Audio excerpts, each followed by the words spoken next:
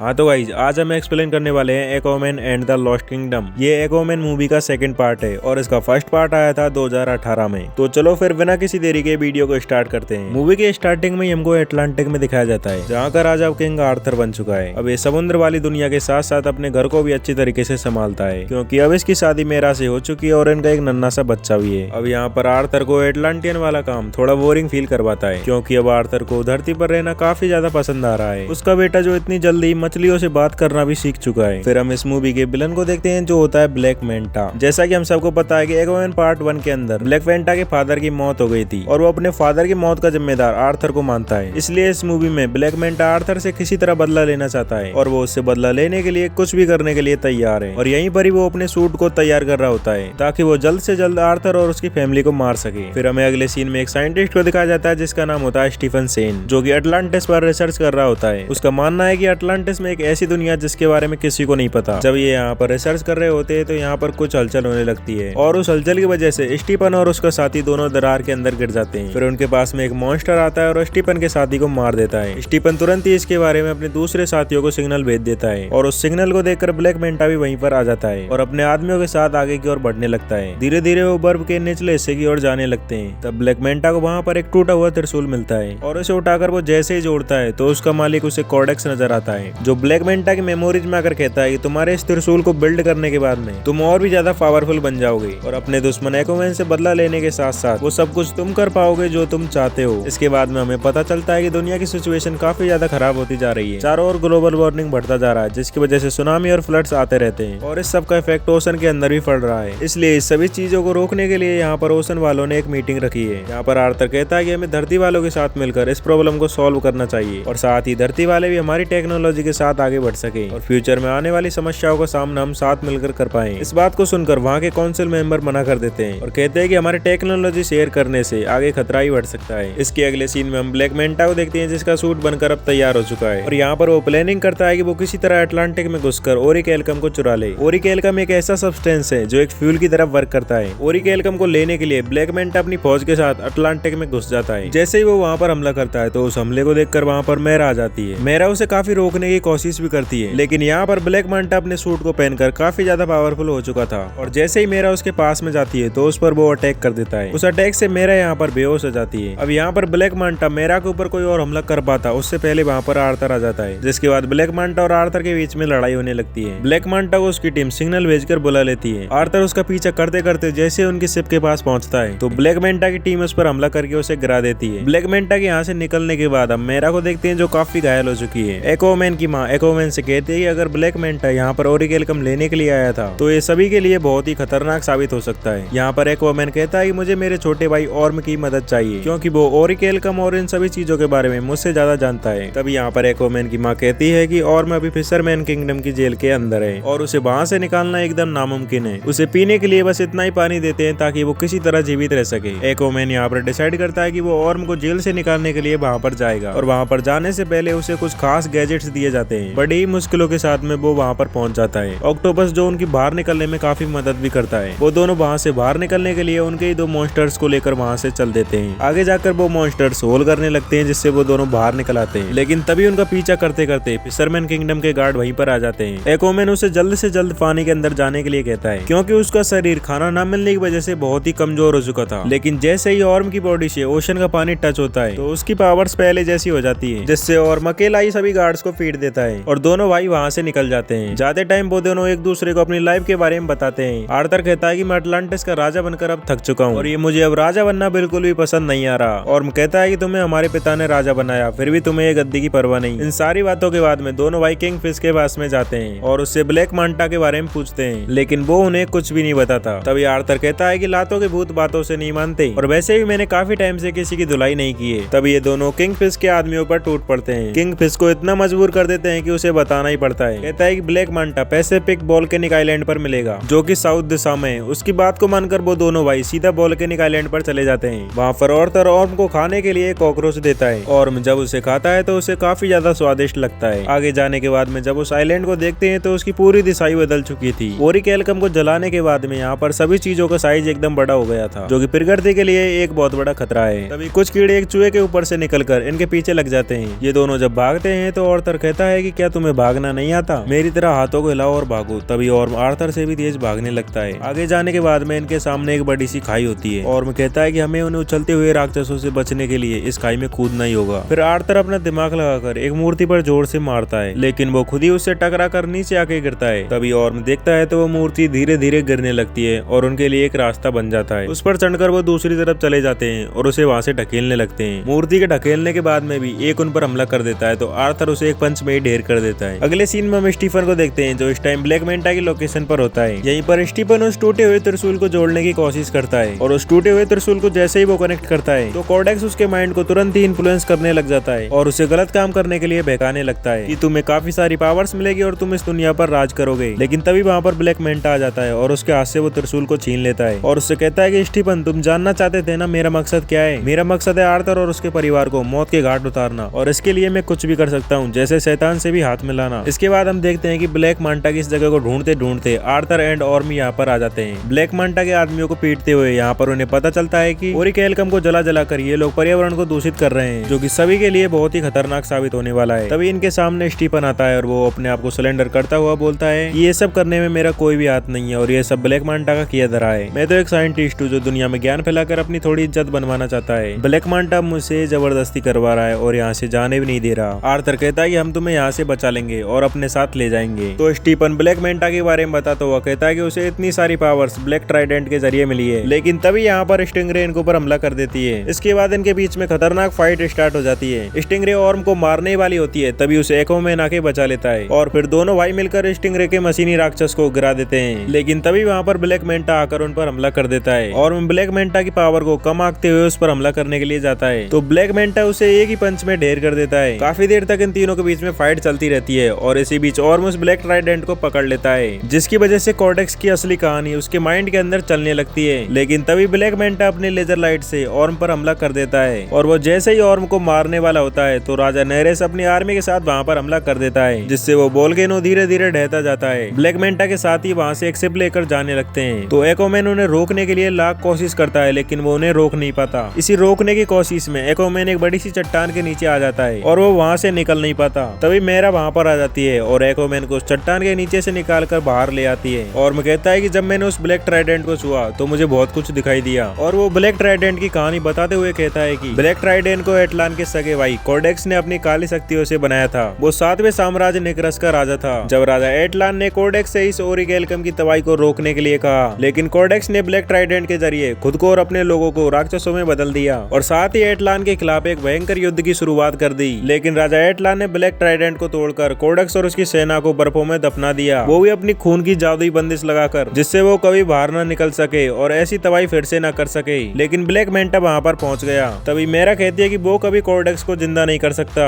क्योंकि उस पर लगी बंदिश केवल एटलान के खून से ही टूट सकती है। तभी रानी एटलाना कहती है कि इसका मतलब उसे शाही खून की जरूरत है, जो कि रानी एटलान, एक्वामैन और ऑर्म के अंदर ही है। लेकिन तभी एक्वामैन कहता है कि नहीं, एक चौथा भी है जिसके अंदर एटलान का खून भी दौड़ता है, वो है मेरा बच्चा। लेकिन इनके लाइट हाउस पहुंचने से पहले ही ब्लैक मैंटा वहाँ पर पहुंच जाता है और वहाँ पर टॉम को घायल करके एक्वामैन के छोटे से बच्चे को वहाँ से ले जाता है और साथ ही उनके घर में आग भी लगा देता है। स्टीफन जब ब्लैक मैंटा के पास में एक छोटे से बेबी को देखता है तो काफी ज्यादा परेशान हो जाता है और वो जल्दी से जाकर इसके बारे में एक्वामैन को सारी इन्फॉर्मेशन बता देता है और साथ ही ट्रांसमिट के जरिए उनकी लोकेशन को भी शेयर कर देता है। राजा नरेश बताता है कि ब्लैक मैंटा अटलांटिक की तरफ निकल चुका है। उनके वहाँ से निकलते टाइम रानी एटलान कहती है कि तुम दोनों भाइयों को एक साथ देखकर काफी अच्छा लग रहा है और आगे भी एक दूसरे के साथ कभी मत छोड़ना, और खुद यहाँ पर टॉम की देखभाल करने के लिए रुक जाती है। राजा नरेश सभी को हथियार बांटने लग जाता है। जब ऑर्म हथियार लेने के लिए जाता है तो उसे सिर्फ एक कुल्हाड़ी ही देता है क्योंकि उसे ऑर्म पर बिल्कुल भी भरोसा नहीं है। उसको डर है कि ऑर्म कहीं पहले की तरह धोखेबाजी ना कर दे। वो अपनी विशाल शिप को छोड़कर अपने समुद्री घोड़ों के साथ वहाँ से निकल पड़ते हैं। अगले सीन में हम ब्लैक मैंटा की शिप को देखते हैं, जिसमें से बाहर निकलकर ब्लैक मैंटा कहता है कि ओरिकेलकम को जलाने से हमारा आधा काम तो हो चुका है, बस हमें एक मिसाइल चलाने की जरूरत है, और उस शिप में से बच्चे को लेकर मशीनों को निकालकर वहाँ से चल देते हैं। आगे जाने के बाद में एक मिसाइल से उस बर्फ पर अटैक करते हैं। इतने में ही एक्वामैन अपने समुद्री घोड़े, जिसका नाम स्ट्रॉम है, उस पर बैठकर उनकी शिप के सामने आ जाता है और उनकी अल्ट्रासोनिक तोप को नष्ट करने के लिए ब्लू वेल्स को बुला लेता है। वो अपनी सोनार इको से शिप की अल्ट्रासोनिक तोप को ओवरहीट करने लगती है, जिसकी वजह से वो तोप नष्ट हो जाती है और उस शिप में बैठे सारे लोग मारे जाते हैं। उनके साथ स्टिंगरे भी यहीं पर मारी जाती है। इतनी देर में ब्लैक मैंटा और स्टीफन उस बच्चे के साथ में खोए हुए साम्राज्य निकरस में पहुंच जाते हैं ताकि कॉर्डेक्स को फिर से जिंदा किया जा सके। ब्लैक मैंटा कॉर्डेक्स के श्रृंगार सिंहासन के पास पहुंचकर उसे बर्फ में दफना हुआ देखता है। इसी बीच आते टाइम ऑर्म नेरस की जान बचाता है। अब यहाँ पर नेरस को उस पर पूरा भरोसा हो जाता है कि वो इस बार गद्दारी नहीं करेगा और नेरस उसे लड़ने के लिए एक बढ़िया सा हथियार भी देता है और वो कॉर्डेक्स की सेना से लड़ते लड़ते आगे बढ़ते हैं। इसी बीच हम देखते हैं कि ब्लैक मैंटा स्टीफन से उस बच्चे को लाने के लिए कहता है, तो स्टीफन उस बैग में बम रखकर वहाँ से भाग जाता है। स्टीफन बच्चे को बचा पाता उससे पहले ब्लैक मैंटा वहाँ आकर उस बच्चे को ले लेता है और जैसे ही उसकी बलि चढ़ाने वाला होता है तो एको बेबी एक्वामैन को एक सिग्नल भेजता है। उस इको सिग्नल की वजह से एक्वामैन को उसकी लोकेशन पता चल जाती है और वो तुरंत वहीं पर आ जाता है। इसके बाद एक्वामैन और ब्लैक मैंटा के बीच में काफी देर तक फाइट होती रहती है। इस फाइट में ब्लैक मैंटा एक्वामैन पर काफी भारी पड़ता है और वह जैसे ही ब्लैक ट्राइडेंट को एक्वामैन की छाती में घुसाने वाला होता है तो तभी वहाँ पर मेरा आती है और अपनी पावर से ब्लैक मैंटा को दूर फेंक देती है और अपने बच्चे को लेकर वहाँ से जाने लगती है। तो ब्लैक मैंटा उसके ऊपर अपने ब्लैक ट्राइडेंट से हमला कर देता है और वो ब्लैक ट्राइडेंट जैसे ही मेरा को लगने वाला होता है तो ऑर्म आकर उसे पकड़ लेता है, जिसकी वजह से कॉर्डेक्स ब्लैक मैंटा को छोड़कर ऑर्म की बॉडी को अपने बस में कर लेता है और उसके माइंड में उससे कहने लगता है कि मैं तुम्हें अपनी सारी पावर्स दे दूंगा, फिर तुम जो चाहोगे वो कर पाओगे।